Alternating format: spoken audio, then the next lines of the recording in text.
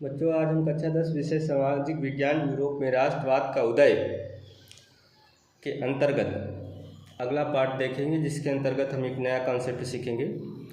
The rise of nationalism in Europe. Europe में राष्ट्रवाद का उदय में क्रांति के पहले की स्थिति को समझने के लिए हमें फ्रांसीसी क्रांति 1789 से पहले यूरोप की सामाजिक, राजनीतिक और आर्थिक व्यवस्था पर ध्यान देने का मुख्य बिंदु इस प्रकार है। अर्थात हम आज पढ़ने जा रहे हैं क्रांति से पहले की स्थिति क्या थी। राजनीतिक स्थिति। फ्रांस में निरंकुश राजतंत्र था। राजा का शासन पूर्णतः स्वेच्छाचारी था और उसकी इच्छा ही कानून थी। कोई संसद या प्रतिनिधि सभा नहीं थी जो जनता की आवाज़ उठा सके। बास्तिल का किला राजनीतिक कैदियों के लिए प्रतीक था, जो राजा के अत्याचार का प्रतीक था। सामाजिक स्थिति उस समय क्या थी। फ्रांसीसी समाज 3 स्टेट में बटा हुआ था, अर्थात 3 वर्गों में बटा हुआ था। प्रथम स्टेट, द्वितीय स्टेट, तृतीय स्टेट। प्रथम स्टेट के अंतर्गत पादरी वर्ग था, जिन्हें विशेषाधिकार प्राप्त था, जो करों से मुक्त थे। द्वितीय स्टेट कुलीन वर्ग था और कुलीन वर्ग भी करों से मुक्त थे, भूमि और सत्ता के मालिक होते थे। जो तृतीय स्टेट था, जो सामान्य जनता थी, किसान, मजदूर, बुर्जुआ वर्ग इसके अंतर्गत आते थे। इनको कोई अधिकार नहीं था, इनको टैक्स देना पड़ता था। 97% हिस्सा इन्हीं लोगों का था। आर्थिक स्थिति। फ्रांस वित्तीय संकट से जूझ रहा था। लुई 16वें और रानी मैरी एंटोनेट के अत्यधिक खर्चों ने खजाना खाली कर दिया और अत्यधिक बोझ बढ़ गया था। आर्थिक स्थिति के अंतर्गत हम आगे देखेंगे। फ्रांस अमेरिकी स्वतंत्रता संग्राम 1774 से 83 में भाग लेने के कारण कर्ज में डूब गया था। अन्यायपूर्ण कर प्रणाली थी। केवल तृतीय स्टेट को कर देना पड़ता था, जबकि अमीर वर्ग करों से मुक्त थे।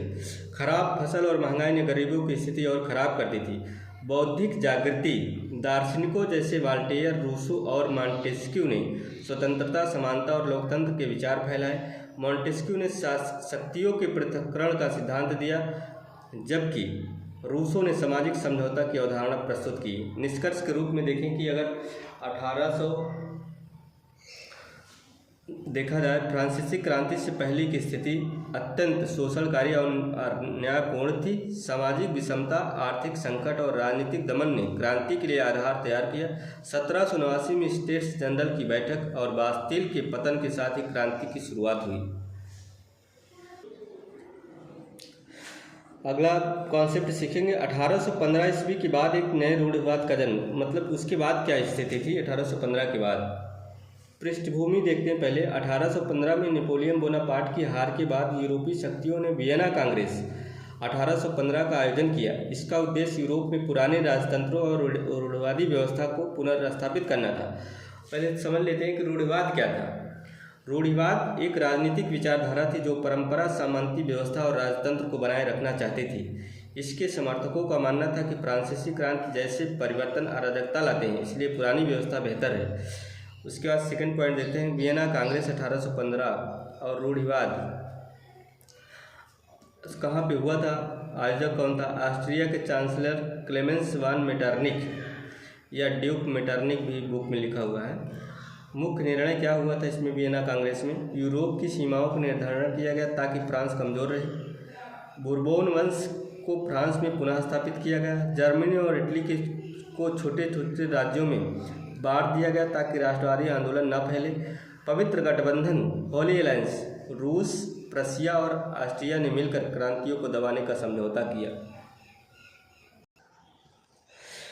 अब रूढ़िवाद का प्रभाव क्या पड़ा था। राजतंत्रों की वापसी हुई। फ्रांस, स्पेन और इटली में पुराने शासकों को सत्ता में लाया गया। जनता का दमन, राष्ट्रवादी और उदारवादी विचारों को कुचला गया। गुप्त समाजों का उदय हुआ। कार्बोनरी इटली में, यंग यूरोप, मेथनी जैसे संगठनों ने रूढ़िवाद के खिलाफ आंदोलन शुरू किए। रूढ़िवाद की चुनौतियां क्या थीं। 1830 और 1848 की क्रांतियां।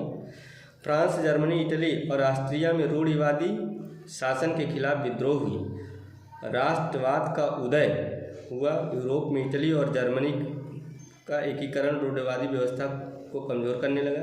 निष्कर्ष देखा जाए, 1815 के बाद यूरोप में रूढ़िवादी शक्तियों ने क्रांतिकारी परिवर्तनों को रोकने की कोशिश की, लेकिन राष्ट्रवाद, उदारवाद और जनतांत्रिक आंदोलनों ने अंततः इस व्यवस्था को चुनौती दी। यह युग यूरोपीय इतिहास में संक्रमण का समय था। बच्चों, इसके आगे हम अगले भाग में देखेंगे। बहुत बहुत धन्यवाद।